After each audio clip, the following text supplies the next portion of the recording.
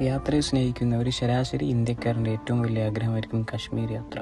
കണ്ട സ്വപ്നം യാഥാർത്ഥ്യമാക്കാനുള്ള പോക്ക് ഞങ്ങൾ വടകര റെയിൽവേ സ്റ്റേഷനിൽ നിന്നും ആരംഭിച്ചു. പാക്കേജ് എടുത്താണ് പോയതെങ്കിലും ആദ്യമൊക്കെ ഈ യാത്രയിൽ ഞങ്ങൾ ഒറ്റക്കായിരുന്നു. പിന്നെ കുറച്ച് അപരിചിതരും, പക്ഷെ വൈകാതെ തന്നെ അവർ ഞങ്ങളുടെ കുടുംബക്കാരായി മാറിയിരുന്നു.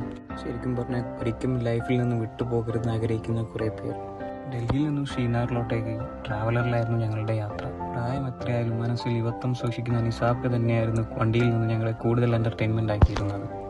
പിന്നെ റിഗിലും മുജീബും ഒക്കെ. ഡൽഹിയിൽ എവിടെയോ ഡ്രൈവർ ഭക്ഷണം കഴിക്കാൻ വേണ്ടി വണ്ടി നിർത്തിയപ്പോഴാണ് ഒട്ടകത്തേക്ക് അടുത്തത്. കൗതുകം തോന്നിയവർ ഒട്ടകത്തിൻ്റെ പുറത്ത് കയറി. ഒട്ടകത്തിൻ്റെ പുറത്ത് കയറിയത് കൊണ്ട് തന്നെ 2 മണിക്കൂർ നീണ്ടു നിൽക്കുന്ന കുതിര സവാരി ഒരു പ്രശ്നമല്ലായിരുന്നു.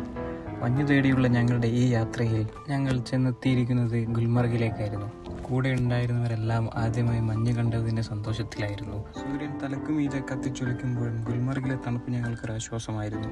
പ്രകൃതി തീർത്ത വികൃതിയുടെ യഥാർത്ഥ മുഖം ക്യാമറ കണ്ണുകളിൽ എത്തിക്കാൻ പറ്റാത്തായിരുന്നു എൻ്റെ മനസ്സിലുണ്ടായിരുന്ന വിഷമം. പക്ഷേ വാനോളം മുട്ടി നിൽക്കുന്ന പർവ്വതങ്ങൾക്കിടയിൽ മഞ്ഞിൽ നിന്ന് ഞങ്ങളും കുറെ കളിച്ചു. യാത്ര ചെയ്യാൻ പ്രായം ഒരു തടസ്സമല്ല എന്ന് പറഞ്ഞ് സെലിൻ ചേച്ചിയാണ് ഞങ്ങളെ കൂടുതൽ ഇൻസ്പിറേഷൻ ആക്കിയത്. സൂര്യൻ ഇരുട്ടിൻ്റെ മറവിൽ ഒളിക്കുമ്പോഴും ദാൽ ലേക്കിലെ ഭംഗി കൂടുതൽ മനോഹരമായിരുന്നു. കുറച്ച് ബാർഗെയിൻ ചെയ്തെങ്കിലും കാശ്മീരുടെ സവറിട്ട് ഫോട്ടോ എടുത്ത് സാറ്റിസ്ഫൈഡ് ആയിരുന്നു. പിന്നെ ഞങ്ങളുടെ മുന്നിലുണ്ടായ ഏക വിഷമങ്ങളും സങ്കടങ്ങളും ഇനി എന്ന്, എപ്പോൾ എന്നുള്ളൊരു ചോദ്യം മാത്രമായിരുന്നു.